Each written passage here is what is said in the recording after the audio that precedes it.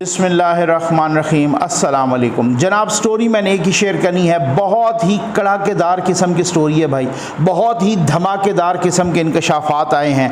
Financial times की story है, बरतानवी जरीदे financial times की स्टोरी है। साइमन क्लार्क की स्टोरी है। साइमन क्लार्क एक बहुत ही जय्यद किस्म के जर्नलिस्ट हैं।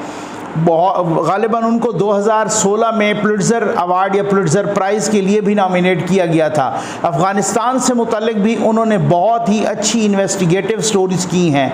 कांगो की कापर माइंस के मुतल्लिक भी बहुत ही अच्छी उनकी इन्वेस्टिगेटिव स्टोरीज़ हैं। मुख्तलिफ यूके के बैंक से मुतल्लिक भी उनकी बहुत ही इन्वेस्टिगेटिव स्टोरीज़, तो बहुत बड़े जर्नलिस्ट हैं। और इस फाइनेंशियल टाइम्स की स्टोरी ने इमरान नियाज़ी साहब की वो सारी नाम निहाद ईमानदारी और दयानतदारी का कचूमर निकाल के रख दिया है। फॉरेन फंडिंग का पोल खोल के रख दिया। और अब जो pressure election commission of Pakistan पे आएगा, मैं समझता हूँ वो इलेक्शन कमीशन ऑफ पाकिस्तान अब मज़ीद ये जो फैसला महफूज हुआ है, अब लोगों ने आवाज़ें उठानी शुरू कर दी हैं, क्वेश्चन करना शुरू कर दिया पाकिस्तान के अवाम ने और बाकी पार्टीज़ ने, तमाम ने, कि जी ये फैसला महफूज हुआ है या हनूत हुआ है, जल्द अज जल्द फैसला सुनाया जाए। अभी थोड़ी देर पहले मैं तलत हुसैन साहब का एक ट्वीट भी देख रहा था। वो कह रहे थे कि ये फैसला इलेक्शन कमीशन पर प्रेशर है कुछ नादीदा कुव्वतों का कि ये फैसला ना सुनाया जाए, कहीं हालात ख़राब ना हो जाए। इसका मतलब ये है कि अगर किसी की बददियानती को, अगर किसी की चोरी का पोल खोला जाए, अगर किसी को ये खोला जाए कि ये खैराती रकम भी खाता रहा है और इससे हालात ख़राब होते हैं, तो क्यों होंगे इससे हालात ख़राब? ये अभी कल की बात है जो सुप्रीम कोर्ट ने ये फैसला सुनाया और वो तमाम लॉयर्स कह रहे हैं, लीगल फ्रेटर्निटी के बहुत बड़े बड़े नाम कह रहे हैं कि वो गैर आइनी गैर कानूनी फैसला है। अगर उससे हालात ख़राब नहीं होते तो एक फॉरेन फंडिंग का केस जो गुज़श्ता 8 बरस से चल रहा है और ऐसे ऐसे इंकशाफात हैं, आपके रोंगटे खड़े हो जाएंगे। मैं आपको कहता हूँ इस स्टोरी में सुनिए, इस स्टोरी में आप सकते में आ जाएंगे किस तरीके से इमरान नियाज़ी खैराती रकम खाता रहा, किस तरीके से पीटीआई खैरात पर पलती रही और खैराती और धोखाधड़ी से, ये नहीं है फ्रॉड से, धोखाधड़ी से वो खैरात की रकम लेते रहे और उस रकम को पीटीआई के अकाउंट्स में मुंतकिल करते रहे। जनाब ये फाइनेंशियल टाइम्स लिखता है कि आरिफ नकवी जब शोहरत की बुलंदियों पर थे, यानी आरिफ नकवी, वही आरिफ नकवी, आप ये मैंने पहले भी एक वीडियो की, उसका लिंक भी इसमें मैं डाल दूंगा इस वीडियो की डिस्क्रिप्शन में। तो अब आप ये देखिए कि आरिफ ये को तकरीबन 2010-2012 इस तरह का ये पीरियड है सारा। तो उन्होंने, आरिफ नकवी ने मुख्तलिफ लोगों को बुलाया अपने ऑक्सफोर्ड शायर के वही महल में, जिसमें इमरान खान साहब भी थे, जिसमें सैकड़ों बैंकर्स थे, कानूनदान थे, बड़े बड़े सरमायाकार थे। उन्होंने अपने महल में बुलाया, किस लिए जनाब को? स्पोर्ट्स के लिए, नहीं मैच खेलने के लिए और शराब नोशी के लिए। माशाल्लाह, मतलब आप अंदाज़ा तो कीजिए कि जो रियासत मदीना के दावेदार हैं वो शराब नोशी की महफिलों में वहाँ शिरकत कर करके क्या कुछ करते रहे। अच्छा, अबराज ग्रुप के मालिक, जो कि अबराज ग्रुप ये दुबई बेस्ड है, तो उन्होंने ये बुलाया। और फिर उसके बाद यही अखबार लिखता है फाइनेंशियल टाइम्स कि आरिफ नकवी 2010 से 2012 तक ये वुटन T20 कप के सदर भी रहे और इसमें जो मेन इवेंट हुआ करता था वो क्रिकेट टूर्नामेंट था। जो मेहमान आते, हर मेहमान से ये कहा जाता कि जी 2000 से 2500 पाउंड दें चैरिटी के लिए, खैरात के लिए। ऐसे नहीं मुहावरा बन गया कि मियाँ खैरात खाते रहे और बेगम किरात मांगती रही, ऐसे नहीं बना।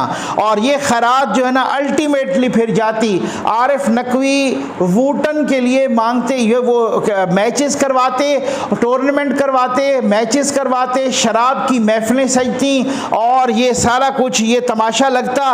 और उन लोगों को जो बड़े बड़े इन्वेस्टर्स आते, बैंकर्स आते और खैर से बहुत सारे बहुत बड़े बड़े नाम आते, उनको कहा जाता कि जी हर बंदा ना 2000 से 2500 तक दे। अब 2000 से 2500 तक की उन्होंने तो लिमिट रखी, लोगों ने बहुत ज़्यादा भी दिए, ठीक हो गया ना।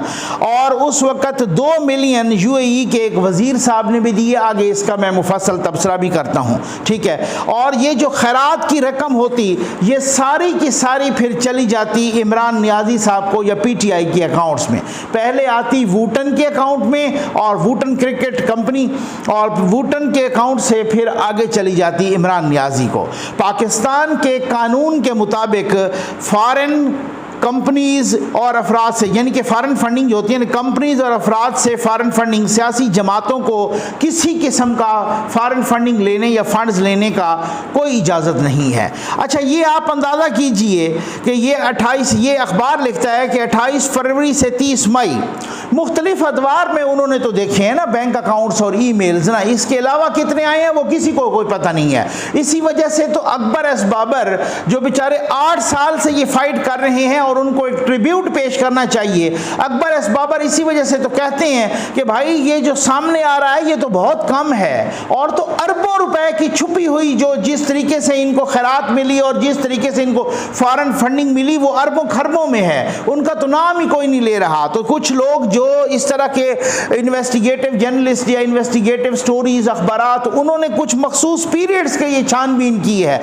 अब ये देखें, वो कहते हैं 28 फरवरी से 30 मई 2013 ये मिलियंस आए वूटन के अकाउंट में, मिलियन डॉलर्स, और फिर आगे वो चले गए इमरान नियाज़ी के पास। अच्छा, 2000 अखबार लिखता है 2013 में वो केपी में खान साहब की हुकूमत आ गई, और फिर उससे ऑनवर्ड फिर वो कैंपेन चलाते रहे, और आरिफ नकवी का कारोबार इस दौरान मज़ीद तरक्की करता गया। 14 मार्च 2013 वूटन के बैंक अकाउंट में 1.3 मिलियन डॉलर आए, यानी 13 लाख डॉलर, और उसी दिन वही 13 लाख डॉलर, ये 13 लाख रुपए नहीं, 13 लाख डॉलर तहरीक इंसाफ को मुंतकिल कर दिए गए।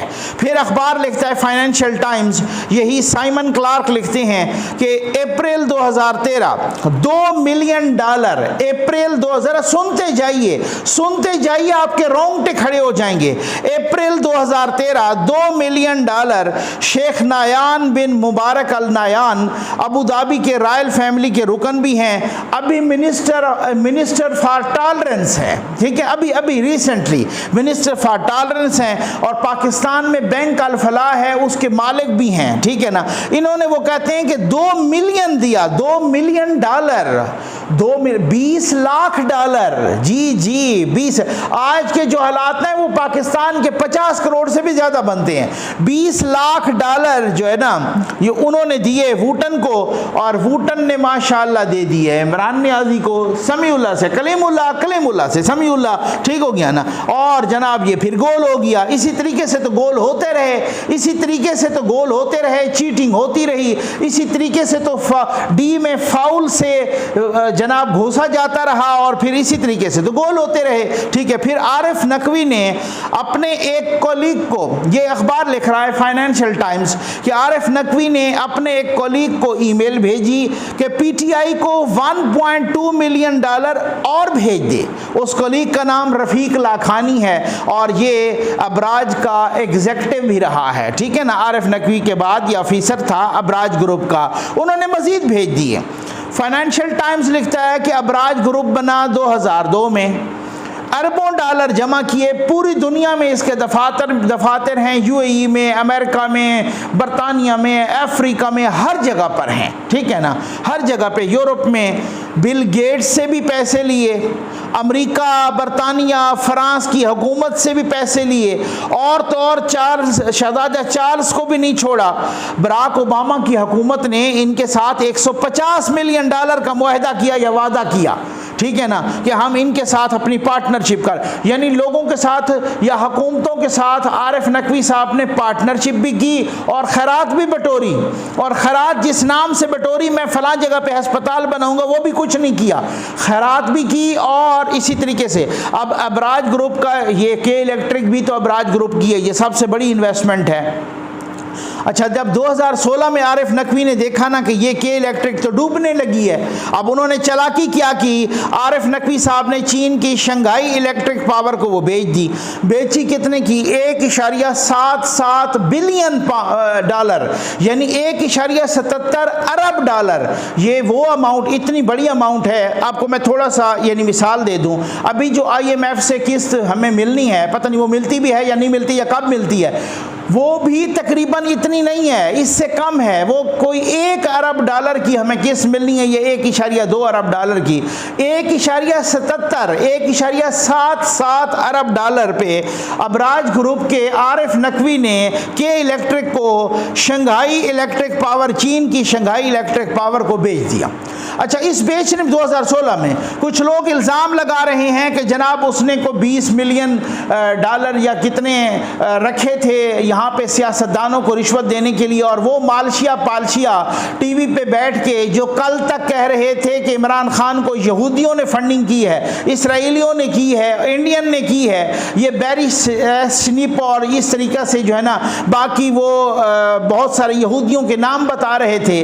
आज वो कह रहे हैं जनाब उसने नवाज शरीफ को और इनको भी रिश्वत दी थी। भाई, ना आरिफ नकवी कह रहा है, ना उसके अकाउंट्स इस बात का सबूत हैं, ना कोई कंपनीज कह रही हैं, ना ईमेल्स कह रही हैं, ना इस फाइनेंशियल टाइम्स की स्टोरी ने लिखा है कि हमने ईमेल को भी खंगाला, हमने उनके बैंक अकाउंट्स को भी खंगाला। वो कह रहे हैं कि जब इमरान नियाजी के अकाउंट में आ रहे थे पैसे, वो जब ईमेल्स करके आरिफ नकवी अपने एग्जीक्यूटिव्स को ये इंस्ट्रक्शंस दे रहा था कि ये पैसे आए हैं 2 मिलियन, ये 1.5 मिलियन, ये 1.25 मिलियन, ये आगे फौरन इमरान नियाजी को ट्रांसफर किए जाएं। कोई एक ईमेल तो ये भी पकड़ी जाती ना कि ये नवाज शरीफ को ट्रांसफर किए जाएं, ये शहबाज शरीफ को ट्रांसफर किए जाएं। कोई एक बैंक अकाउंट तो ये भी पकड़ा जाता कि वूटन से आए और वूटन से फिर नवाज शरीफ के अकाउंट में आ गए। ये तो कोई नहीं कहा ना, ये तो इल्जाम लगाने वालों ने कोई इल्जाम लगाया कि जनाब उस तरीके से।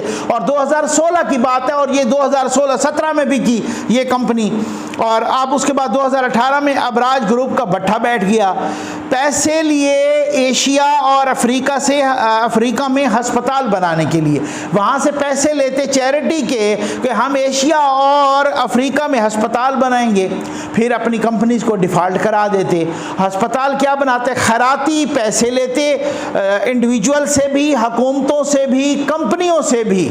वूटन पैसे लेती खैरात के नाम पे, आगे खैरात इमरान नियाजी को खिला देती। और भाई ये मुफ्त का लंच तो होता नहीं है। ये जो शेख नयान ने भी जो है ना ये 2 मिलियन दिए, उस बेचारे को क्या पता था कि ये मेरी खैरात से अस्पताल बनेंगे, कोई गरीबों की बच्चियों की शादियां होंगी, कोई स्कूल बनेंगे, कोई खैराती इदारे बनेंगे। उनको क्या मालूम था कि ये आरिफ नकवी हमसे खैरात के नाम पे बटोर के आगे इमरान नियाजी को दे रहा है? ये तो पता ही किसी को नहीं था।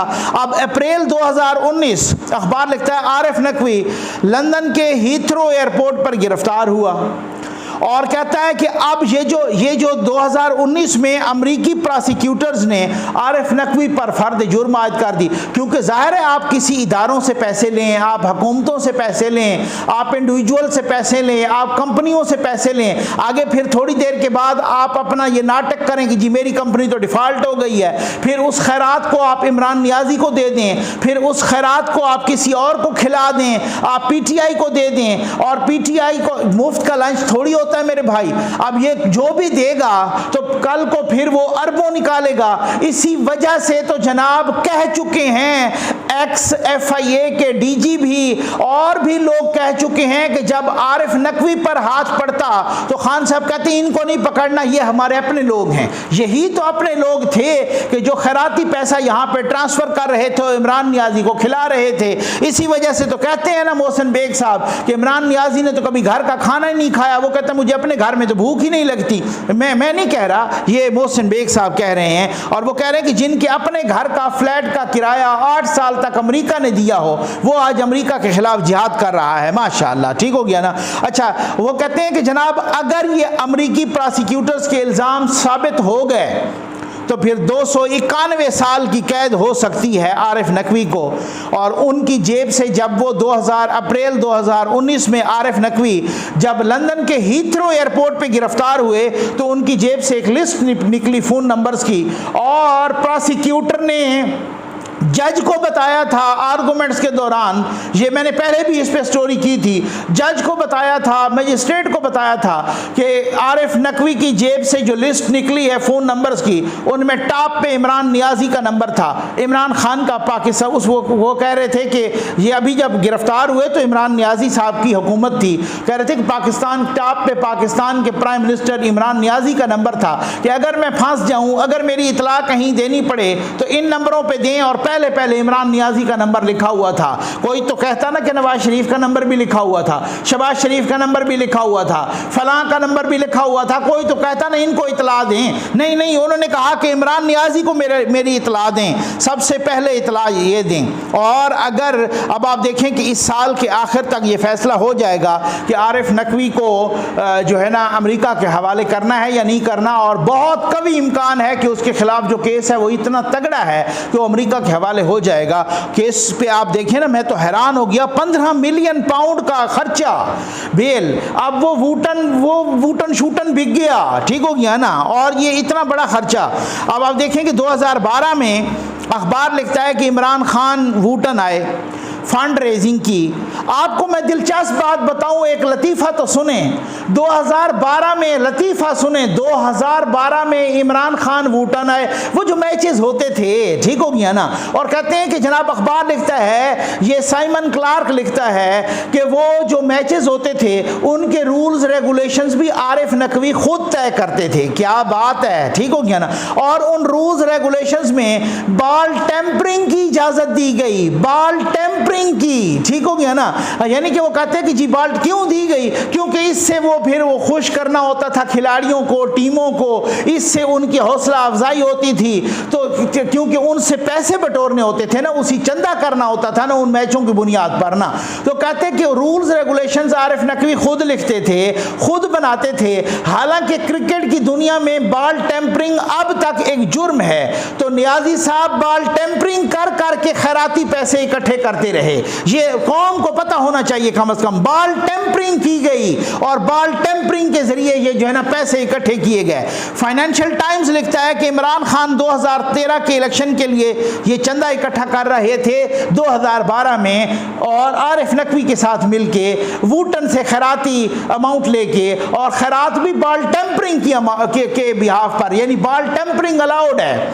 आप कह लें कि जी बॉल टेम्परिंग भी आप कर लें, लेकिन वूटन को खैरात दें, क्योंकि यहाँ वूटन की आपकी खैरात आपकी आंखों में धूल झोंक के कोई खैराती इदारों को नहीं जाएगी, इससे एजुकेशन के इदारे या कोई हॉस्पिटल्स नहीं बनेंगे, बल्कि किसी को क्या पता था कि ये जो हम खैरात दे रहे हैं वो तो हो सकता है कोई गुडविल में कर रहे हो कि चलो यार बॉल टेम्परिंग ही सही, लेकिन हो सकता है कोई गरीब कंट्रीज में कोई हॉस्पिटल्स बन जाएं, कोई इदारे बन जाएं, कोई खैराती इदारे बन जाएं, गरीबों को फ़ायदा हो जाए, कोई गरीबों के बच्चे कोई भूखे ना मरें। उनको क्या पता था कि यहाँ बॉल टेम्परिंग करवा के खैरात ले के वूटन सीधा वो पैसा इमरान नियाज़ी को भेज रहा है। और इमरान नियाज़ी जनाब 2012 में वहाँ वूटन आए, उससे पहले भी गए 2012 में, और सबसे बड़ा चंदा इकट्ठा किया शेख नायान ने भी दिया, जो कि आजकल मिनिस्टर फॉर टॉलरेंस हैं अबू धाबी के, यूएई के।